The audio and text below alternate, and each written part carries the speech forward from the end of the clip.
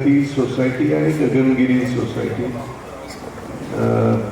तर आज प्रगतीचे पदाधिकारी आलेले आणि त्यानंतर आधी बैठक झाली, जनरल बॉडी ठराव झाला, त्यानंतर करोना आला आणि मग करोनामध्ये वर्ष 2 वर्ष सगळ्याच गोष्टी अडून राहिल्या. आता करोनानंतर ते हळू सावरून त्यांनी पुन्हा सुरुवात केली आहे. पण त्यांची बऱ्यापैकी वाटचाल झालेली आहे. काही ठिकाणी फिजिबिलिटी झालं आहे, आर्किटेक्टची निवड करण्यासाठी टेंडर्स मागवलेले आहेत, आर्किटेक्टचे काही इंटरव्ह्यू झालेले आहेत. असं वेगवेगळ्या सोसायट्यांचे वेगवेगळे स्टेजला आहेत आणि त्यांना मला भेटायला यायचं होतं आणि ते उवर्णीपर्यंत त्यांनी इथे येऊ नये, त्यांचा खर्च होऊ नये म्हणून मी त्यांना म्हटलं मी अनायसे इथे आहे, तुम्हाला माझ्याशी काय बोलायचं असेल तर इथे या, तेवढं येण्या जाण्यावर वेळ आणि हे खर्च करू नये. माझी सर्व सोसायट्यांना नेहमी विनंती असते. मी 4000पेक्षा अधिक सोसायट्यांमध्ये गेलो आहे, भाषण केलं आहे आणि एकाही सोसायटीकडून मी एक पैसा ह्या कामाकरता घेत नाही. लोकांना मार्गदर्शन करतो. सोसायटीच्या लोकांना मार्गदर्शन करण्यापासून ते इमारतीचं बांधकाम पूर्ण होईपर्यंत जितक्यांदा माझ्या मदतीची आवश्यकता असते तितक्यांदा मी माझा वेळ देतो आणि त्यांना मदत करतो. मुंबईमध्ये 790 सोसायट्यांनी स्वयंविकासाचा ठराव केलेला आहे. पैकी 20 सोसायट्यांचं बांधकाम पूर्ण झालेलं आहे, लोक राहायला गेली. 40 सोसायट्यांचे प्लॅन मंजूर झाले, म्हणजे IOD CC आलेले आहेत आणि कुठे 2 मजले कुठे 4 मजले असं बांधकाम चालू आहे. 70 सोसायटींचे अप्रुव्हल झालेले आहे, बिल्डिंग अजून तुटलेली नाही. असे विविध स्टेजला विविध सोसायटी आहेत, त्याच्याविषयी मी सविस्तर आपल्याला माहिती देईन. तात्पर्य असं की माझा आजचा विषय हा स्वयं पुनर्विकास. आता अनेक लोक विचारतात की जिनको मराठी समझ में नहीं आती उनको हिंदी में भी मैं बोल सकता हूँ और मेरे भाषण के बाद में जिनको कुछ समझ में मेरी बात नहीं आई हो वो हिंदी में पूछ सकते हैं. उसका जवाब भी हिंदी में मैं देने के लिए तैयार हूँ. मैं हिंदी बोल सकता हूँ, गुजराती बोल सकता हूँ, उर्दू बोल सकता हूँ, मराठी बोल सकता हूँ, कोंकणी बोल सकता हूँ. तो जो भाषा आपको ठीक लगे वो सारी भाषा में मैं जवाब देने के लिए तैयार हूँ. तो जिनको कोई भी चीज़ मेरी बात में समझ नहीं आए वो कृपया लिख के रखें और मुझे पूछिए. और मैं नेता नहीं हूँ, मैं कोई जल्दबाजी में आपको भाषण देके भागने वाला नहीं हूँ. मैं सबके सवालों का जवाब एक एक का जवाब दिए बगैर जाऊंगा नहीं. लेकिन मैं घंटा 1.5 घंटा बोलने वाला हूँ, तो उसके बाद में आप अगर भाषण करेंगे और तो फिर मुझे वापस जाने में दिक्कत होगी. तो आप सवाल पूछिए. सिर्फ संक्षेप में जो मेरे भाषण में जो चीज़ आपको नहीं समझ में आई वो पूछिए ताकि मैं ठीक से समझा सकूं. फिर से एक बार भाषण मत करिए क्योंकि फिर उसमें समय बर्बाद होता है. ज़्यादा से ज़्यादा लोगों के सवाल का मुझे जवाब देना है. अगर एक आदमी 10 मिनट ले लिया तो 4 आदमी में मेरा टाइम खत्म हो जाएगा. अगर 50 सेकेंड में 1 मिनट में हर आदमी सवाल पूछेगा तो सबके सवाल का जवाब मिलेगा. तो ये क्या है स्वयं विकास, ये कहाँ हुआ है, ये सक्सेस होता है नहीं होता है, ऐसे बहुत सवाल लोगों के आते हैं. अखबार वाले पेपर वाले भी बोलते हैं कि स्वयं विकास का सेल्फ डेवलपमेंट का father of self development Chandrashekhar Prabhu. गलत बोलते हैं. उनकी जानकारी ना होने की वजह से मुझे सेल्फ डेवलपमेंट का फादर बोलते ब्रेन चाइल्ड इनकी है. मेरी कोई ब्रेन चाइल्ड सेल्फ डेवलपमेंट में नहीं है. मैं सिर्फ लोगों को मार्गदर्शन करता हूं, तो आपकी जानकारी के लिए मैं बोलूं कि पूरे मुंबई में पहली सेल्फ डेवलपमेंट 100 साल से पहले शुरू, 100 साल से पहले 1916 में गिरगांव चौपाटी के पास भवंस कॉलेज है, उसके पास महात्मा गांधी रहते थे एक बिल्डिंग में जिसका नाम मणि भवन है। वो लेबरनम रोड पे है। एक तरफ लेबरनम रोड पे महात्मा गांधी का घर है और दूसरी तरफ उसी लेबरनम रोड में सारस्वत कोऑपरेटिव हाउसिंग सोसाइटी है, जो पूरे मुंबई में पहली सेल्फ डेवलपमेंट की बिल्डिंग। सेल्फ डेवलपमेंट यानी क्या कि लोगों ने खुद मिलके 10-25 लोग इकट्ठा होते हैं, 50 लोग होते हैं, सोचते हैं कि हमको घर नहीं है, घर चाहिए। जो जमीन के मालिक होते हैं उनके पास जाते हैं, उनको पूछते हैं कि ये जमीन हमको बेचेंगे क्या। जमीन के मालिक से जमीन की कीमत का वैल्यूएशन करते हैं, फिर आपस में बैठ के तय करते हैं कि ये जमीन खरीदेंगे तो इतने लोगों को इतना इतना पैसा भरना पड़ता है। तो वो लोगों से पैसा लेके जमीन मालिक को बयाना देके जमीन का एग्रीमेंट करते हैं। एग्रीमेंट करने के बाद में बैंक से या हड़कों से या तत्सम संस्था से कर्जा लेते हैं और जमीन का ओनरशिप लेते हैं, प्लान मंजूर करते हैं और प्लान मंजूर करने के बाद में बिल्डिंग जैसे जैसे शुरू होती है वैसे वैसे अपने मेंबर को घर बना के एक्स्ट्रा कुछ फ्लैट बनते हैं, उसको बेच के अपनी कीमत निकालते हैं। इसको सेल्फ डेवलपमेंट बोलते हैं। ये मैंने नहीं किया। 1916 में मेरा जन्म भी नहीं था और मेरे पिताजी का जन्म भी नहीं था। मेरा पिताजी का जन्म 1921 में मुंबई में ही हुआ, लेकिन 1916 में उनका भी जन्म नहीं हुआ था। मेरी दादी थी, दादा तो बहुत पहले चले गए, मेरी दादी थी, उनका जन्म हुआ। मैं तो 5 पीढ़ी से मुंबईकर है हम लोग, तो पुरानी फैमिली है, तो मेरी दादी का जन्म जरूर हुआ होगा। पिताजी का भी जन्म भी नहीं हुआ था, माँ का भी जन्म नहीं हुआ था जब से सेल्फ डेवलपमेंट मुंबई में चालू है। सेल्फ डेवलपमेंट मतलब जो मेंबर है वो बिल्डिंग खुद बनाते हैं, आर्किटेक्ट को लेकर जमीन खरीदते हैं। जमीन खरीदने का पहला जो भी कॉस्ट है वो पहले इंस्टॉलमेंट खुद बोलते हैं। ये सेल्फ डेवलपमेंट की मैं बात कर रहा हूं, सेल्फ रीडेवलपमेंट की नहीं बात कर रहा हूं। सेल्फ डेवलपमेंट और सेल्फ रीडेवलपमेंट में फर्क है, वो मैं आपको समझाऊंगा। आपका जो है वो सेल्फ रीडेवलपमेंट है, लेकिन सेल्फ रीडेवलपमेंट समझने के लिए पहले इसका उगम कहां से हो गया, ये गंगोत्री कहां से आई है, ये विचार कहां से आए, ये सोच कहां से आए, तर सेल्फ डेव्हलपमेंट कशा पद्धतीनं मुंबईत केलं गेलं आणि जुळलं याच्या विषयीची माहिती आपण जर घेतली तर ही पहिली सारस्वतांची बिल्डिंग 1916 ला बांधली आणि 1918 19च्या आसपास बंद म्हणजे बांधकाम पूर्ण झालं. आजही त्या बिल्डिंगी आहेत, अजूनही त्यांना रिडेव्हलपमेंट करण्याची पाळी आलेली नाही. आजही भिंतीत खिळा घुसत नाही आणि आजही त्यांना त्या बिल्डिंगी तोडण्याची अजिबात इच्छा नाही. त्यानंतर पारशी लोकांनी मिळून त्यांच्या जमिनी घेतल्या, त्यांची सेल्फ डेव्हलपमेंट झाली. त्यानंतर तालमुकी वाडी नावाची एक वाडी आहे तारदेवला, त्याचं सेल्फ डेव्हलपमेंट झालं. असं करत करत मुंबईतले 80% बिल्डिंगी या 1970 पर्यंत या सेल्फ डेव्हलपमेंट मध्येच झाल्या.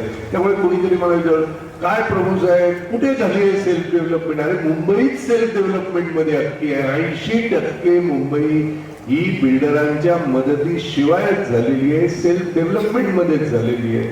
हे बिल्डर नावाचा जो प्राणी आहे तो नंतर उगवला बरं का.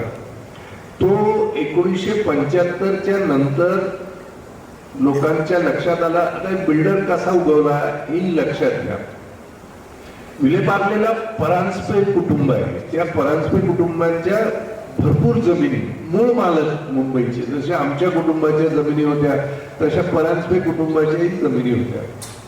आणि विलेपार्ले स्टेशनच्या दोन्ही बाजूला परांजपेंची भरपूर जमीन, म्हणजे पार्ले ग्लुकोला जी जमीन दिली ती परांजपेंनी विकली. परांजपे आणि परांजपे कुटुंबामध्ये हळूहळू लहान लहान भाग पाडायचे जमिनींचा आणि विकायचं. त्या कुटुंबामध्ये एक त्यांचा जो वारस आहे तो इंजिनियर झाला. तर तो म्हणायला लागला की आपण आपल्या जमिनी का विकाव्या, तर आपल्या जमिनीवर आपण बिल्डिंग बांधून जर घर विकलं तर त्यांना काम कमी होईल आणि आपल्याला त्या घर विक्रीमध्ये थोडा फायदा होईल आणि मला त्यातलं कळतंय. म्हणून त्यांनी पहिली बिल्डिंग त्या परांजपेंनी तिथे बांधली आणि ती जास्त दरानं विकली. तरी त्याने स्वतःला बिल्डर म्हटलं नाही, पण त्या स्कीमला परांजपे स्कीम असं नाव दिलं. विलेपार्ले पूर्वेला आहे बघा परांजपे स्कीम. तिथून बिल्डर नावाचा शब्द तरी तोपर्यंत सुद्धा आला नव्हता बरं का, 70-75च्या आसपास. त्यानंतरच्या काळात माडा या संस्थेची पहिली उपनगरातली वसाहत खार आणि बांद्र्याला बांधण्याचा माडाने प्रस्ताव केला. तर त्या बिल्डिंगी म्हाडाच्या बांधत असताना अजूनही आहेत त्या बिल्डिंगी. एसवी रोड आणि रेल्वे स्टेशनच्या मध्ये म्हाडाची कॉलनी आहे बांद्र्याला, आणि खारला सेक्रेड हार्ट चर्च आहे त्याला लागून म्हाडाची कॉलनी आहे. पिवळ्या बिल्डिंगी आहेत, आजही कोणी गेलं तर बघू शकते. तर त्या बिल्डिंगी बांधण्यासाठी जे म्हाडाच्या अधिकाऱ्यांना तिथे नेमलं होतं त्या अधिकाऱ्यांमध्ये एक अधिकारी होता म्हाडाचा नोकर, त्याचं नाव गोपाळ. त्या गोपाळने काय केलं त्याचं सविस्तर नंतर मी सांगतो म्हणजे तुम्हाला कळेल. आधी मी पूर्ण त्याचं नाव पूर्ण जर सांगितलं तर तुमच्या सगळ्याच शो उघड होऊन जाईल. तर गोपाळने काय केलं की म्हाडाच्या पगारानं खार आणि बांद्र्याच्या बिल्डिंगी बघायचा आणि संध्याकाळी तिथे ख्रिश्चन धर्माच्या काही आंटी होत्या त्यांच्याकडे जाऊन आपली थोडी संध्याकाळी आपली सोय त्याची व्हायची. त्यांच्याशी तो बोलायचा. बोलता बोलता त्यांनी तो संबंध भाग मूळ मुंबईकर आणि ईस्ट इंडियन कंपनी म्हणजे ख्रिश्चन धर्माची यांच्या ताब्यात होता. म्हणजे मूळ मुंबईकर जी मंडळी आहे त्यांच्या ताब्यात होता. तर यांच्याकडे गेल्यावर त्यांनी सांगायचं की बाबा तुमचं घर आता पडायला लागलेलं आहे, त्यापेक्षा इथे मी बिल्डिंग बांधेन, तुम्हाला 1, 2, 3 काय जे फ्लॅट पाहिजे ते देईन आणि उरलेले मी विकीन आणि माझा खर्च काढेन. तर पहिली बिल्डिंग ही त्याला बांद्र्याला मिळाली आणि नंतर दुसरी झाली, तिसरी झाली, चौथी झाली आणि बांद्रा खार सांताक्रूज विभाग हा संबंध त्या गोपाळनी कब्जा केला.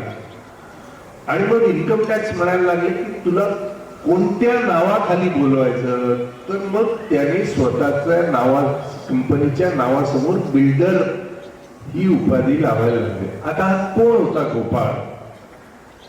गोपाळ लक्ष्मणदास रहेजा, म्हणजे रहेजा ग्रुपचा ओरिजिनल मालक. सध्या ते हयात नाहीत, त्यांची कंपनी आहे. माझा परिचय होता, मी म्हाडाचा अध्यक्ष झालो त्यावेळेला ते आले. इतका मोठा रहेजा ग्रुपचा माणूस आला आणि म्हाडामध्ये आल्यावर म्हणाले की ह्या बिल्डिंगीत मी येतो त्यावेळेला प्रत्येक पायरीवर डोकं ठेवून नतमस्तक होतो, कारण माझे वडील स्टॉक एक्सचेंज मध्ये सर्व पैसे हरले होते आणि मला लहान 6 भावंड होती आणि त्यांच्या आणि माझ्यामध्ये 10-12 वर्षाचा फरक होता आणि मी एकटाच कमवणारा माणूस आणि आम्ही सिंगल रूम मध्ये राहत होतो. त्यामुळे मी म्हाडात नोकरी घेतली इंजिनियर म्हणून आणि नोकरी करताना मी हळूहळू हे केलं. म्हणजे पगार माझा म्हाडाचा चालू असायचा आणि इथून थोडे अधिक मिळत. ज्या वेळेला माझं उत्पन्न इतकं व्हायला लागलं की म्हाडाच्या पगाराची आता मला आवश्यकता नाही असं वाटलं की मग मी म्हाडा सोडलं. पण म्हाडा जर नसती, सरकारी नोकरी जर माझी नसती, तर माझं इतकं मोठं साम्राज्य आज उभं राहिलं नसतं. त्यामुळे बिल्डर हा प्रकार हा त्यावेळेच्या आसपास 70-75च्या दरम्यान आला. आणि मग एकदा का बिल्डरांकडे द्यायचं ठरलं, मग आपल्याला आळस खूप. इन्स्टंट कॉफी, इन्स्टंट चहा, इन्स्टंट नूडल, तसं इन्स्टंट घर देऊन टाका बाबा, तो बांधून देईल, आपण घ्यायचं. आपण काय करायचं नाही, घरी बसून सासू सुनेशी भांडते का जावांशी भांडते, हे टीव्हीवर बघत बसायचं. हे मध्यम वर्गाला खूप आवडत होतं आणि त्यामुळे सर्व गोष्टी बिल्डरांच्या ताब्यामध्ये गेल्या. मग एक बिल्डरचे 2 झाले, 2चे 4 झाले, 4चे 5 झाले, 1000, 2000 बिल्डर, हे संबंध मुंबईत त्यांचं साम्राज्य झालं. आता बिल्डरांना साम्राज्यामध्ये चुकीच्या गोष्टी करणं भाग होतं. म्हणजे मग काय करायचं, तर बिल्डरांनी राजकीय पुढाऱ्यांना त्यांच्या निवडणुकीत पैसे द्यायला सुरुवात केली. तुम्हाला काय मी सांगायला नको, पण ही वस्तुस्थिती आहे. हे मी मुंबईबद्दल बोलतोय, अजून मी नव्या मुंबईवर आलेलो नाही. तर माझा म्हणजे प्रत्येक बिल्डर असेल त्यांनी इतके पैसे आणून याला द्यायचे, व तू तुझा धंदा कर, माझं प्रोटेक्शन. मग त्याला तुम्ही खंडणी म्हणा किंवा वाटमारी म्हणा किंवा लूट म्हणा किंवा काय, पण एवढे मला पैसे द्यायचे. हे पुढाऱ्यांनी ठरवलं, मग बिल्डर त्याचे पैसे द्यायचे. मग काही दिवसानंतर बिल्डर म्हणायला लागला की हे पर्सेंटेज तर ठेवलं, पण पर्सेंटेज मध्ये चेक पेमेंट होते, कॅशचं काय.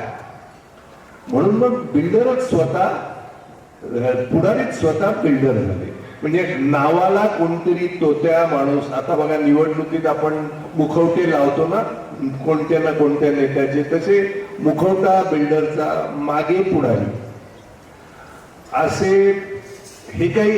हे मी जे सांगतोय ते अनुभवातून सांगतोय आणि तुम्हाला याविषयी प्रत्यक्ष अनुभव आलेला आहे प्रत्येकाला, आणि मी सांगण्याची काही गरज नाही.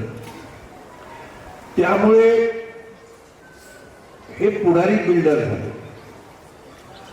आणि मग बिल्डरांनी विचार केला, जरा आमच्या पोटावर लात आहे, म्हणून मग बिल्डरांनी वेगवेगळ्या पक्षामध्ये प्रवेश करून बिल्डर पुढारी झाले. आता बिल्डर आमदार झाले, बिल्डर खासदार झाले, बिल्डर मंत्री झाले आणि बिल्डरांच्या ताब्यात हे सगळं गेले. आता यातून परिस्थिती अशी झाली की बिल्डर म्हणेल तो कायदा, मी इतकं देतो, चल बाबा दे, म्हणजे त्याने भीक म्हणून टाकायची आणि आपण ते घ्यायचं. अशा पद्धतीची एकंदरीत परिस्थिती झाली. यातून मुंबईमध्ये असं झालं की 5800 प्रकल्प बिल्डरांकडे दिले गेले आणि बिल्डरांनी लोकांशी करार करून बिल्डिंगी तोडून त्यांना भाडी दिली आणि पाठवली. आता भाडी देऊन पाठवल्यानंतर भाडी बंद केली, बिल्डिंगी पडलेल्या आहेत, लोकांना भाडी बंद झाल्यावर कुठे जावं हे कळेना. आजच्या परिस्थितीत म्हणजे गेल्या विधानसभेच्या अधिवेशनामध्ये सरकारकडून ऑफिशियल जो इन्फॉर्मेशन मुंबईचा आहे, 5800 प्रोजेक्ट पैकी 1,25,922 कुटुंब आज रस्त्यावर आहे मुंबईमध्ये. म्हणजे कुठे जावं ते माहित नाही. नेत्यांकडे गेलं तर नेते काही बघत नाही, बिल्डरकडे गेलं तर तो काही भीक घालत नाही. काही बिल्डर तर भारतच सोडून गेलेले आहेत आणि त्यांची परिस्थिती इतकी खराब झालेली आहे लोकांची की त्यांना काय करावं हे कळत नाही. माहीमला एका इमारतीत स्टेट बँकेत नोकरी करणाऱ्या एक आमच्या काकांचे हाल इतके झाले की बिल्डरनी 70,000 रुपये भाडं देतो म्हणून सांगितलं आणि दिलं पहिल्या वर्षात. नंतर त्यांनी जेव्हा बंद केलं तर रिटायर झाले. आता मग 70च्या घरातून मग 50च्या घरात गेले, 50 वरून 30च्या घरात आले, तेही परवडेन असं झालं. पेन्शन मध्ये कसं काही जगायचं. शेवटी आज माहीमच्या कोळेवाड्यात एका झोपडीत, कोळ्याच्या झोपडीत पहिल्या मजल्यावर स्टेट बँकेत मॅनेजर पदावर काम करणारे नवरा बायको ना. तर ही परिस्थिती मुंबईमध्ये झाली. ती परिस्थिती सर्वत्र महाराष्ट्रात व्हावी का? कारण जी योजना मुंबईत आहे तीच योजना पूर्ण महाराष्ट्रात करण्याचा सरकारचा इरादा आहे आणि यातून लोक रस्त्यावर येतील हे उघड दिसतंय. आणि लोकांना रस्त्यावर येऊ द्यायचं का त्यांना काहीतरी वेगळा मार्ग काढता येईल का याच्याविषयी आम्ही काही लोक बसलो. मुंबई विद्यापीठाचे इकॉनॉमिक्स डिपार्टमेंटचे प्रमुख, हिस्ट्रीचे प्रमुख, जर्नलिझमचे प्रमुख, टाटा इन्स्टिट्यूट ऑफ सोशल सायन्सेसचे प्रमुख, IIT मुंबईचे प्रमुख, जे कॉलेज ऑफ आर्किटेक्चरचे प्रमुख, कमला रायजा कॉलेज ऑफ आर्किटेक्चरचे प्रमुख, निर्मला निकेतनचे प्रमुख, कॉलेज ऑफ सोशल वर्कचे प्रमुख, या सगळ्या लोकांना एका ठिकाणी, VJTIचे प्रमुख, SP कॉलेज ऑफ इंजिनिअरिंगचे प्रमुख, UDCTचे प्रमुख, या सगळ्यांनी एकत्र बसून आम्ही 2 दिवस बसलो की यातून काही मार्ग आहे का? लोक रस्त्यावर आहेत, त्यांची घरं जात आहेत. त्यातून मग जो जुना स्वयं विकासाचा जो मार्ग ज्यातून मुंबई वाढली तो थोडासा बदलून त्याच्यात स्वयं पुनर्विकास करावा असं ठरलं. म्हणजे स्वयं विकासात जमीन विकत घेऊन त्याच्यावर बिल्डिंग बांधून एक्स्ट्रा फ्लॅट विकून आपल्या बांधकामाचा खर्च फ्री काढणं हा कॉन्सेप्ट होता. इथे स्वयं पुनर्विकासात आपल्या बिल्डिंगच्या ठिकाणी जो एक्स्ट्रा FSI मिळतोय तो एक्स्ट्रा FSI आपण किती एरिया घ्यायचा तो घेऊन उरलेला एरिया विकून त्यातून बांधकामाचा खर्च काढायचा. म्हणजे जे बिल्डर करतो तेच आपण करायचं. फक्त बिल्डर आपल्याला लुटून सर्व फायदा घेऊन जातो. ते बिल्डरला लुटून न देताना तो पैसा आपल्या 440 लोकांमध्ये वाटून घ्यायचा. याला म्हणतात स्वयं पुनर्विकास. म्हणजे स्वयंविकास तो कसा आला आणि स्वयं पुनर्विकास कसा आला ही पार्श्वभूमी तुम्हाला समजावून सांगणं आवश्यक आहे. म्हणून मी ती पार्श्वभूमी थोडक्यात तुमच्या समोर मांडली.